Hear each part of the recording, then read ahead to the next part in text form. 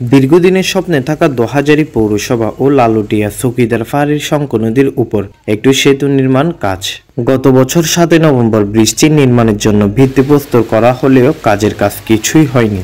আওয়ামী সরকারের আমলে 51 কোটি টাকা বরাদ্দ করা হয়েছিল সেতুটি নির্মাণ কাজে। তৎকালীন সরকারি বিভিন্ন প্রতিনিধি দল দোহাজারী চকিদার ফাঁড়ির ব্রিজটি বেশ কয়েকবার উদ্বোধন ও পরিদর্শনও করেছিলেন। আর চকিদার ফাঁড়ি এই ব্রিজ চললে বলে বহুত নেতা কর্মীরা বহুত আশ্বাস দিল, কিন্তু এখনো পর্যন্ত কি ব্রিজের অনেক সুরা হানা হয়।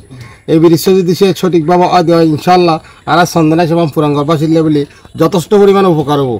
নির্বাচন যখন ইয়ে ভোট দলীয় প্রতিশ্রুতি দি যায়, কিন্তু আই না হালিয়ে বেনি ব্রিজ করে দিম তোমার ওইলে মতর 1 মাসের ভিতর ব্রিজের হাস ক্লিয়ার করে দিম নির্বাচিত যে গই আর হন হব না।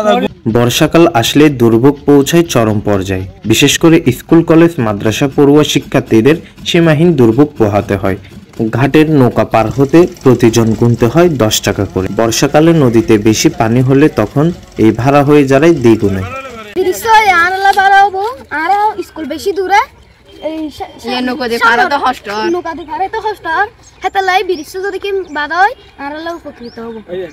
সরজমিনে গিয়ে দেখা যায় নদীর পশ্চিম পার থেকে নৌকায় করে 2 উপজেলার মানুষ জীবনের ঝুঁকি নিয়ে নৌকা পারাপার হচ্ছে।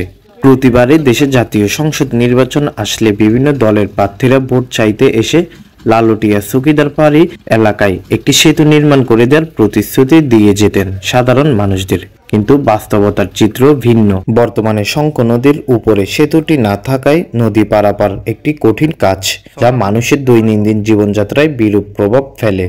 এই ব্রিজ বহুতবার ওয়ার্ডার হয়ে ব্রিজ না হয় আরো বেশি কষ্ট আছে। এই ব্রিজ আরো সুবিধা পাই দিন ধরে না এই ব্রিজ ওই বহা আশা দা